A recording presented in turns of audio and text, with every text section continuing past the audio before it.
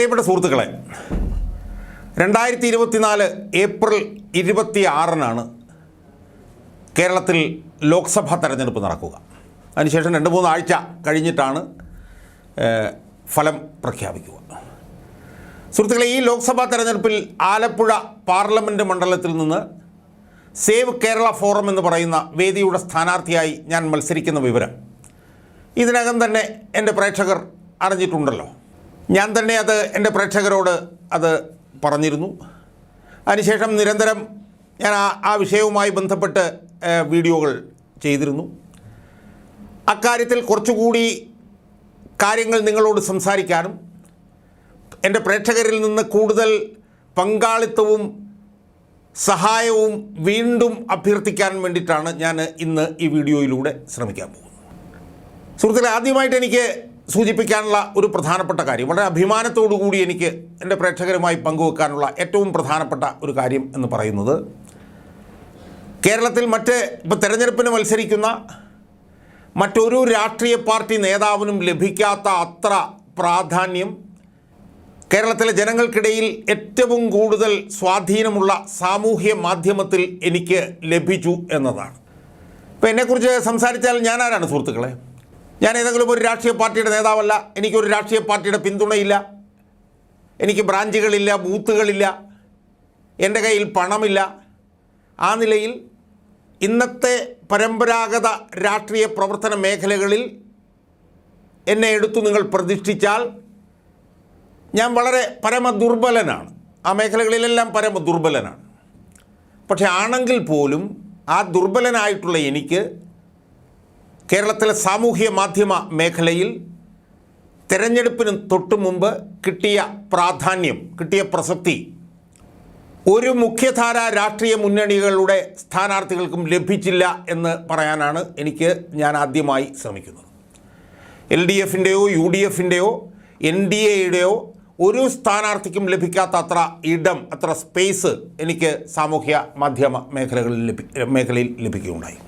സുഹൃത്തുക്കളെ, അതിൽ എടുത്തു പറയേണ്ടത്, കേരളത്തിൽ ഏറ്റവും കൂടുതൽ സ്വാധീനമുള്ള, കേരളത്തിൽ ഇന്ന് നിലനിൽക്കുന്ന മറ്റ് യൂട്യൂബ് ചാനലുകളെക്കാളൊക്കെ വളരെയേറെ മുന്നിൽ നിലനിൽക്കുന്ന മറുനാടൻ മലയാളി എന്ന് പറയുന്ന യൂട്യൂബ് ചാനലിൽ KM ഷാജഹാൻ എന്ന് പറയുന്ന എനിക്ക് 3 ലക്കങ്ങളിലായിട്ടാണ് എനിക്ക് ആ പ്ലാറ്റ്ഫോമിൽ എനിക്ക് ഇടം ലഭിച്ചത്.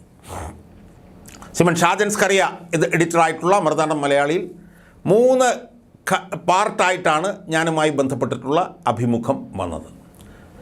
അതിലാദ്യത്തതിൽ ഞാൻ ആരാണ് എന്നുള്ളത് സംബന്ധിച്ച് വിശദമായി ഞാൻ മനസ്സ് തുറന്ന് സംസാരിച്ചു. എൻ്റെ കുടുംബ പശ്ചാത്തലം അതൊക്കെ പറഞ്ഞു. രണ്ടാമത്തെ വീഡിയോയിൽ CPMനകത്തുള്ള ധ്രുവീകരണം സംബന്ധിച്ചും വിഭാഗീയ സംബന്ധിച്ചുമൊക്കെ വിശദമായി എനിക്ക് പറയാനുള്ളത് പറഞ്ഞു. മൂന്നാമത്തെ ഭാഗത്ത് പാർട്ട് 3-ൽ എന്തുകൊണ്ടാണ് ഞാൻ ആലപ്പുഴ മണ്ഡലത്തിൽ മത്സരിക്കുന്നത് എന്നുള്ളത് സംബന്ധിച്ചും ഞാൻ വളരെ വിശദമായി ആളുകളോട് സംസാരിച്ചു. അതെനിക്ക് തോന്നുന്ന 3 ഭാഗങ്ങളും കൂടെ ചേർന്ന് ഏതാണ്ട് 3-3.5 ലക്ഷം പേരാണ് യൂട്യൂബിൽ കണ്ടത്. അത് വലിയ മഹത്തായ സംഭവമാണ്. കാരണം മുഖ്യധാര രാഷ്ട്രീയ പാർട്ടികളുടെ നേതാക്കന്മാരുടെയൊക്കെ കിട്ടുന്ന സോഷ്യൽ മീഡിയയിൽ റീച്ച് ഇതിൻ്റെയൊക്കെ 10-1 ഉള്ളൂ എന്ന് നമ്മൾ ഓർത്തോണം. അവർക്കൊക്കെ പാർട്ടിയും ബൂത്തും പണവും എല്ലാം ഉണ്ട്. എന്നിട്ട് പോലും അവരെക്കാൾ കൂടുതൽ സാന്നിധ്യം എനിക്ക് സോഷ്യൽ മീഡിയയിൽ മറുനാടൻ മലയാളികളിലൂടെ ലഭിച്ചു. അതുപോലെ തന്നെയാണ് എനിക്ക് പിന്നീട് മലയാളി വാർത്ത എന്ന് പറയുന്ന ഈ മറുനാടൻ മലയാളിയുടെ തൊട്ടുപുറകിൽ നിൽക്കുന്ന പ്ലാറ്റ്ഫോമായിട്ടുള്ള മലയാളി വാർത്തയിലും എനിക്ക് വലിയ ഇടമാണ് ലഭിച്ചത്. മറുനാടൻ മലയാളിയുടെ എഡിറ്ററായിട്ടുള്ള സോയ്മോൻ മാത്യു ഞാനുമായി വിശദമായ അഭിമുഖം അതിൽ നടത്തി. അതും സാമാന്യം നല്ല രീതിയിൽ ആളുകൾ കാണുകയുണ്ടായി. അതോടൊപ്പം തന്നെ കേരളത്തിൽ ഏതാനും മാസങ്ങൾക്ക് മുമ്പ് മുതൽ തന്നെ പ്രവർത്തനം ആരംഭിച്ച DNA ന്യൂസ് മലയാളം എന്ന് പറയുന്ന ഒരു സോഷ്യൽ മീഡിയ പ്ലാറ്റ്ഫോമിലും ഞാനുമായി ബന്ധപ്പെട്ടുകൊണ്ട് ആലപ്പുഴ തെരഞ്ഞെടുപ്പുമായി കണക്റ്റ് ചെയ്ത് 3 ലക്കമാണ് അതിലും ഇൻ്റർവ്യൂ വന്നത്. അല്ല, വളരെ വിശദമായിട്ട് എനിക്ക് പറയാൻ കഴിഞ്ഞു. അതിൻ്റെ എഡിറ്റർ സുമേഷ് മാർക്കോപോളോയുമായിട്ടുള്ള അഭിമുഖമാണ് അതിൽ ഉണ്ടായത്. അപ്പോൾ സുഹൃത്തുക്കളെ, തെരഞ്ഞെടുപ്പിൻ്റെ ആദ്യഘട്ടത്തിൽ എനിക്കതൊരു വലിയ മുന്നേറ്റമായിട്ടാണ് ഞാനത് കാണുന്നത്. കേരളത്തിലെ 3 പ്രധാനപ്പെട്ട ഓൺലൈൻ പ്ലാറ്റ്ഫോമുകളിൽ ഞാനുമായി ബന്ധപ്പെട്ടുകൊണ്ട് വിശദമായിട്ടുള്ള അഭിമുഖങ്ങൾ വരികയും അത് ലക്ഷക്കണക്കിന് ആളുകൾ കാണുകയും ചെയ്തു. അതിലൂടെ എല്ലാം തന്നെ ഞാൻ ആരാണെന്നും എൻ്റെ രാഷ്ട്രീയ നിലപാടുകൾ എന്താണെന്നും വ്യത്യസ്തമായിട്ട് എനിക്ക് എന്താണ് ജനങ്ങളോട് പറയാനുള്ളത് എന്നുമൊക്കെ ജനങ്ങളോട് സമ്മതിക്കാൻ എനിക്ക് കഴിയും. അതിന് സമാന്തരമായി പ്രതിപക്ഷ യൂട്യൂബ് ചാനലിലും ഞാൻ 2-3 ഇൻ്റർവ്യൂകൾ നടത്തിയിരുന്നു. അതിലൊരു പ്രധാനപ്പെട്ട ഇൻ്റർവ്യൂ ആയിരുന്നു, നിങ്ങൾ യൂട്യൂബ് എൻ്റെ പ്രതിപക്ഷ യൂട്യൂബിൽ നോക്കിയാൽ കാണാം, 43 മിനിറ്റ് നീണ്ടു നിൽക്കുന്ന ഒരു ഇംഗ്ലീഷ് അഭിമുഖം ഞാൻ രതീഷ് ചക്രപാണി എന്ന് പറയുന്ന പ്രമുഖ മാധ്യമപ്രവർത്തകരുമായി നടത്തുകയുണ്ട്. 43 മിനിറ്റ് നീണ്ടു നിൽക്കുന്ന ഒരു ഇംഗ്ലീഷ് അഭിമുഖം. ആ ഇംഗ്ലീഷ് അഭിമുഖം ചെയ്യാൻ കാരണം വെച്ചാൽ ലോക്സഭാ തെരഞ്ഞെടുപ്പിൽ നമ്മൾ നിൽക്കുമ്പോൾ ഇംഗ്ലീഷിൽ നമുക്ക് സംസാരിക്കാനുള്ള കഴിവ് വളരെ പ്രധാനമാണ്. ഇംഗ്ലീഷിൽ ട്രാൻസാക്ട് ചെയ്യാനുള്ള നിങ്ങളുടെ കഴിവ് പ്രധാനമാണല്ലോ. അതിനാണ് ഞാൻ ആ ഒരു കാര്യം ഞാൻ അവിടെ ചെയ്തത്. അപ്പോൾ ആ നിലയിലുള്ള ഒരു മുൻതൂക്കം എനിക്ക് ലഭിച്ചു. 2, ഞാൻ ആലപ്പുഴയിലേക്ക് താമസം മാറ്റി അവിടെ പ്രവർത്തനം ആരംഭിച്ചു. അപ്പോൾ അതിൻ്റെ ഭാഗമായി കുറേ വോട്ടർമാരെ നേരിട്ട് ഞാൻ കണ്ടു. അവരുടെ ഇടയിൽ നിന്നൊക്കെ തന്നെ എനിക്ക് വലിയ തോതിലുള്ള പ്രതികരണമാണ്. ഞാൻ വിചാരിച്ചതിനേക്കാൾ ഊഷ്മളമായിട്ടുള്ള, ഞാനുമായിട്ട് ഐക്യദാർഢ്യം പ്രഖ്യാപിക്കുന്ന, ഞാനുമായി എന്നോട് പിന്തുണ പ്രഖ്യാപിക്കുന്ന ഒരു വലിയ ഒരു വളരെ സ്നേഹോഷ്മളമായിട്ടുള്ള പ്രതികരണമാണ് ജനങ്ങളിൽ നിന്ന് എനിക്ക് കിട്ടിയത്. ആ ഒരു നല്ല, ഞാൻ കണ്ടവരിൽ ഏതാണ്ട് ഒരു 50-60% ആളുകൾക്കും എന്നെ നേരിട്ട് തന്നെ അറിയാമായിരുന്നു. എന്ന് മാത്രമല്ല, അവർ മാറ്റത്തിന് വേണ്ടി ദാഹിക്കുന്നവരാണ് എന്നുള്ളതാണ് എനിക്ക് ഏറ്റവും പ്രസക്തമായി മനസ്സിലാക്കിയത്. 10-30 വർഷക്കാലമായി ഇടത് വലത് BJP എന്നൊക്കെ പറയുന്നതിൽ നിന്നും വ്യത്യസ്തമായിട്ടുള്ള ഒരാളെ പിന്തുണയ്ക്കാൻ ആലപ്പുഴയിലെ വോട്ടർമാർക്ക് താല്പര്യമുണ്ട് എന്നുള്ളത് എനിക്ക് അവിടുന്ന് മനസ്സിലായി. ഇനി മൂന്നാമത്തെ ഒരു പ്രധാനപ്പെട്ട കാര്യം എന്ന് പറയുന്നത് ആലപ്പുഴയിലെ രാഷ്ട്രീയമാണ്. ആലപ്പുഴയിലെ സമകാലിക രാഷ്ട്രീയവും എനിക്ക് വളരെ അനുകൂലമാണ് എന്ന് എനിക്ക് ബോധ്യപ്പെട്ടു. അതിന് 2-3 കാര്യങ്ങൾ ഞാൻ ചുരുക്കി പറഞ്ഞിട്ട് ഞാൻ ഈ വീഡിയോയിലൂടെ എൻ്റെ പ്രേക്ഷകരോട് ആവശ്യപ്പെടാൻ പോകുന്ന സഹായവുമായി ബന്ധപ്പെട്ടുകൊണ്ട് ഞാനുള്ള കാര്യങ്ങളിലേക്ക് പോകും. ഒന്ന്, അവിടെ മത്സരിക്കുന്ന AM ആരിഫ് എന്ന് പറഞ്ഞ സ്ഥാനാർത്ഥിക്കെതിരെ CPMൻ്റെ അണികളിൽ നിന്ന് തന്നെ വലിയ തോതിലുള്ള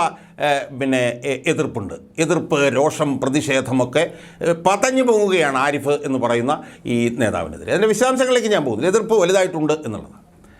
KC വേണുഗോപാലിനെ സംബന്ധിച്ചും കോൺഗ്രസ് അണികളിൽ നിന്ന് വലിയ തോതിലുള്ള എതിർപ്പ് ഉയർന്നു വരുന്നുണ്ട്. KC വേണുഗോപാലിനെ തോൽപ്പിക്കൂ, കോൺഗ്രസിനെ രക്ഷിക്കൂ എന്നുള്ളതായിരിക്കണം എൻ്റെ മുദ്രാവാക്യമെന്ന് കോൺഗ്രസിൻ്റെ അടിത്തട്ടിലുള്ള അണികൾ തന്നെ എന്നോട് ബന്ധപ്പെട്ട് പറയുന്നൊരു നില ഇപ്പോൾ അവിടെയുണ്ട്. ദേശീയ നേതാവായിട്ടുള്ള വേണുഗോപാൽ ദേശീയ തലത്തിൽ നിന്നുകൊണ്ട് ഈ രണ്ടാമത്തെ പാർട്ടിയുടെ പ്രവർത്തനങ്ങൾ ഇന്ത്യയിൽ ആകെ 29 സംസ്ഥാനങ്ങളിലും ഏകോപിപ്പിക്കുന്നതിന് പകരം അധികാരഭ്രാന്ത് മൂത്താണ് ഈ വേണുഗോപാൽ കേരളത്തിൽ വന്ന് മത്സരിക്കുന്നത് എന്നുള്ള ഒരു ആശയം, ഒരു വാദഗതി കോൺഗ്രസിൻ്റെ അണികളിൽ ശക്തമായി ഉയർന്നുകൊണ്ടിരിക്കുകയാണ്. രാഹുൽ ഗാന്ധി ഇവിടെ മത്സരിക്കുന്നു, പ്രിയങ്ക ഗാന്ധി വേറെ മത്സരിക്കുന്നു, സോണിയാഗാന്ധിയാണെങ്കിൽ ഇപ്പോൾ തന്നെ അവർക്ക് ആരോഗ്യ പ്രശ്നങ്ങളുടെ അവർ രാജ്യസഭയിൽ അംഗമാണ്. അപ്പോൾ ഉള്ള 4ാം സ്ഥാനക്കാരൻ എന്ന് പറയുന്നത് വേണുഗോപാലാണ്. വേണുഗോപാൽ എന്തിനാണ് മത്സരിക്കുന്നത് എന്നാണ് കോൺഗ്രസിൻ്റെ അണികൾ തന്നെ ചോദിക്കുന്നത്. അതോടൊപ്പം തന്നെ കേരളത്തിലെ കോൺഗ്രസിൽ ഇപ്പോൾ 1-2 വർഷമായിക്കൊണ്ടിരിക്കുന്ന അന്ധഛിദ്രങ്ങളുടെയും വിഭാഗീയതകളുടെയും എല്ലാം ആണിക്കല്ല് KC വേണുഗോപാലാണ് എന്നുള്ളൊരു തോന്നൽ കേരളത്തിലെ കോൺഗ്രസിലെ അണികൾക്കിടയിൽ, റാങ്ക് ആൻഡ് ഫൈലിൻ്റെ ഇടയിൽ രൂഢമൂലമാണ് എന്നത് വേണുഗോപാലിനും വലിയ തോതിൽ നെഗറ്റീവാണ് എന്ന് എനിക്ക് ആലപ്പുഴ ചെന്നപ്പോൾ മനസ്സിലായി. ശോഭാ സുരേന്ദ്രനെ സംബന്ധിച്ചിടത്തോളം പറയുന്നത്, ശോഭാ സുരേന്ദ്രന് ആരോഗ്യ പ്രശ്നങ്ങളുണ്ടായിരുന്നു, സ്ഥാനാർത്ഥിയാക്കരുത് എന്നവർ ദേശീയ നേതാക്കന്മാരുടെ അടുത്ത് പറഞ്ഞിരുന്നു. അത് അവഗണിച്ചുകൊണ്ടാണ് അവരെ സ്ഥാനാർത്ഥിയാക്കിയത്. ഇപ്പോൾ BJPയുടെ ഭാരവാഹികൾ പോലും അവരോടൊപ്പം പ്രവർത്തിക്കാനില്ല എന്നാണ് ഇപ്പം ഞാൻ മനസ്സിലാക്കുന്നത്. അവർ ആ മണ്ഡലത്തിൽ നിന്ന് മാറാൻ ശ്രമിക്കുന്നുണ്ട് എന്ന് വരെ ഇപ്പം നമ്മൾ കേൾക്കുന്നുണ്ട്. അപ്പോൾ ഇതിൽ നിന്നൊക്കെ നമുക്ക് മനസ്സിലാക്കാൻ കഴിയുന്നത് ഈ 3 മുന്നണികൾക്കെതിരെയും മത്സരിക്കുന്ന, ഈ 3 മുന്നണികളും ഒന്നാണെന്ന് പറഞ്ഞ് മത്സരിക്കുന്ന, ഈ 3 മുന്നണികൾ ഉയർത്താത്ത ജനകീയ വിഷയങ്ങൾ ഉയർത്തിക്കൊണ്ട് മത്സരിക്കുന്ന ഒരു പൊതുപ്രവർത്തകനായിട്ടുള്ള എനിക്ക് ആലപ്പുഴയിൽ തെരഞ്ഞെടുപ്പ് പ്രവർത്തനത്തിൻ്റെ തുടക്കത്തിൽ തന്നെ ഈ ഞാൻ നേരത്തെ പറഞ്ഞ കാരണങ്ങൾ കൊണ്ട് വലിയ തോതിലുള്ളൊരു മുൻതൂക്കം ഉണ്ടാക്കാൻ കഴിഞ്ഞു എന്നുള്ളതാണ്. പക്ഷേ സുഹൃത്തുക്കളെ, എനിക്ക് വീഴ്ചകളുണ്ട്, പരിമിതികളുണ്ട് എന്ന് ഞാൻ സൂചിപ്പിച്ചു. അതിൽ ഏറ്റവും കൂടുതൽ പ്രധാനപ്പെട്ട പരിമിതി എന്ന് പറയുന്നത് സാമ്പത്തികം തന്നെയാണ്. ഓരോ മുന്നണികളും ഓരോ മണ്ഡലത്തിലൊക്കെ ചെലവഴിക്കുന്ന കണക്ക് കേട്ട് കഴിഞ്ഞാൽ നമ്മൾ തന്നെ ഞെട്ടിപ്പോകും. 5 കോടി, 10 കോടി, 15 കോടി. കേരളത്തിലെ പ്രധാനപ്പെട്ട മണ്ഡലത്തിൽ 50 കോടി വരെ ചെലവഴിച്ചാലും തെറ്റില്ല എന്ന് ആളുകൾ എന്നോട് പറയുന്നുണ്ട്. അപ്പോൾ എന്നെ സംബന്ധിച്ച് അതൊന്നും എനിക്ക് കഴിയില്ല. സുഹൃത്തുക്കളെ, ആ കാര്യത്തിൽ ഞാൻ എൻ്റെ പ്രേക്ഷകരുടെ മുന്നിൽ വെക്കുന്ന ഒരു അഭ്യർത്ഥന എന്ന് പറയുന്നത്, ഞാൻ ഇതിനു മുമ്പ് ഒരു അഭ്യർത്ഥന നടത്തിയിരുന്നു. ആ അഭ്യർത്ഥനയുടെ ഭാഗമായി എന്നെ കഴിയാവുന്നതുപോലെ എൻ്റെ പ്രേക്ഷകർ സഹായിച്ചില്ലെന്ന് ഞാൻ പറയുന്നില്ല. പക്ഷേ ആ സഹായം കൊണ്ട് ഒന്നും എനിക്ക് പിന്നെ തൃപ്തികരമായി പ്രവർത്തനം നടത്താൻ കഴിയില്ല എന്നുള്ള കാര്യം ഖേദപൂർവ്വം എൻ്റെ പ്രേക്ഷകരെ അറിയിച്ചുകൊണ്ട് ഞാൻ എൻ്റെ പ്രേക്ഷകരുടെ മുന്നിൽ വളരെ ക്ലാരിറ്റിയോടുകൂടി ഒരു ആവശ്യം എൻ്റെ പ്രേക്ഷകരോട് മുന്നോട്ട് വയ്ക്കും. എൻ്റെ പ്രതിപക്ഷം യൂട്യൂബ് ചാനലിനുള്ള സബ്സ്ക്രൈബർഷിപ്പ് എന്ന് പറയുന്നത് 1,48,000 അതായത് ഞാനൊരു വീഡിയോ ചെയ്താൽ അതിൻ്റെ നോട്ടിഫിക്കേഷൻ 1,48,000 പേരിലെത്തും. ഈ 1,48,000 സബ്സ്ക്രൈബേഴ്സിൽ എനിക്ക് പണം ചെറുതും വലുതുമായിട്ടുള്ള തുകകൾ തന്നവരൊഴികെ ഉള്ള സബ്സ്ക്രൈബേഴ്സ് എനിക്ക് ചുരുങ്ങിയത് ഒരു 500 രൂപയെങ്കിലും സംഭാവനയായി നൽകണം എന്നാണ് എനിക്ക് ഹൃദയത്തിൻ്റെ ഭാഷയിൽ എനിക്ക് അവരോട് പറയാനുള്ളത്. ചുരുങ്ങിയത് 500 രൂപയെങ്കിലും, 500 രൂപയിൽ കൂടുതൽ തരണം എന്ന ആഗ്രഹമുണ്ടെങ്കിൽ തന്നുകൊള്ളട്ടെ, അത് തരണം എന്നാണ് എനിക്ക് പറയാനുള്ളത്. അത് സമയബന്ധിതമായി കഴിയുമെങ്കിൽ ഒരു 7 മുതൽ 10 ദിവസത്തിനുള്ളിൽ തന്നെ അത് തരണം എന്നാണ് എനിക്ക് സൂചിപ്പിക്കാനുള്ളത്. അപ്പം അങ്ങനെ തന്നു കഴിയുമ്പോൾ ഉണ്ടാകുന്ന എന്താണ്, നമ്മൾ ഒരുമിച്ചാണ് ഈ പോരാട്ടത്തിൽ പങ്കെടുക്കുന്നത് എന്നുള്ളൊരു ധാരണ നിങ്ങൾക്കുണ്ടാവും.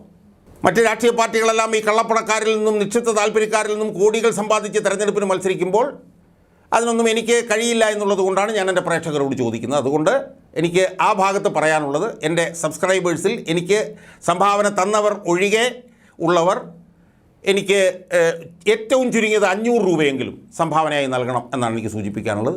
അപ്പോൾ അത് സംബന്ധിച്ച് അതിൻ്റെ ബാങ്ക് ഡീറ്റെയിൽസൊക്കെ നിങ്ങൾക്ക് ഇതിൻ്റെ ഈ വീഡിയോയുടെ ബാക്ക്ഗ്രൗണ്ടിൽ കാണാൻ കഴിയും. അതിലാണ് നമ്മൾ അയക്കേണ്ടത്. അതാണ് ഒന്നാമത്തെ കാര്യം. രണ്ടാമത് എനിക്ക് എൻ്റെ പ്രേക്ഷകരോട് പറയാനുള്ള ഒരു കാര്യം, ഞാൻ ഈ തെരഞ്ഞെടുപ്പിൽ എന്തിനാണ് മത്സരിക്കുന്നത്, ഞാൻ ജയിക്കേണ്ടതിൻ്റെ ആവശ്യകത എന്താണ്, ഇതൊക്കെ സംബന്ധിച്ച് എൻ്റെ പ്രിയപ്പെട്ട പ്രേക്ഷകർ 5 മിനിറ്റിൽ താഴെയുള്ള ഹ്രസ്വ വീഡിയോകൾ, അതുകൊണ്ട് എന്തുകൊണ്ടാണ് ഞാനിവിടെ ജയിക്കേണ്ടത്, എന്തുകൊണ്ടാണ്, അതിൻ്റെ കാരണങ്ങൾ എന്തൊക്കെയാണ്, എന്നെക്കുറിച്ചുള്ള നിങ്ങളുടെ നിലപാടുകൾ, അഭിപ്രായങ്ങളൊക്കെ പറഞ്ഞുകൊണ്ട് 5 മിനിറ്റിൽ താഴെയുള്ള വീഡിയോകൾ റെക്കോർഡ് ചെയ്ത് എനിക്ക് അയക്കണം എന്നാണ് എൻ്റെ ഒരു എളിയ അഭ്യർത്ഥന. അത് അയക്കേണ്ട ഫോൺ നമ്പറുകളും ഈ വീഡിയോയോടൊപ്പം ഇപ്പം നിങ്ങൾക്ക് കാണാൻ കഴിയുന്നുണ്ട്. അപ്പോൾ അതുകൊണ്ട് ഇതൊക്കെ ചെയ്ത് പരമാവധി എന്നെ സഹായിച്ച് പരമാവധി നമ്മൾ ഒരുമിച്ചുള്ള പോരാട്ടം മുന്നോട്ട് കൊണ്ടുപോയാൽ, സുഹൃത്തുക്കളെ, ഞാൻ ഒരു സംശയവും വേണ്ട, ഈ തെരഞ്ഞെടുപ്പിൽ നമ്മൾക്ക് ജയിക്കാൻ കഴിയും എന്ന ഉറച്ച ആത്മവിശ്വാസമാണ്. ഒരു ഓവർ എസ്റ്റിമേഷനായിട്ട് അതിനെ ഞാൻ കണക്കാക്കുന്നില്ല. ജയിക്കാൻ കഴിയും എന്നുള്ള ആത്മവിശ്വാസമാണ് എനിക്കുള്ളത്. ഞാനിപ്പോൾ ഒന്ന് പോയിട്ട് 2 ദിവസത്തിനുള്ളിലേക്ക് തിരിച്ചു വന്നു.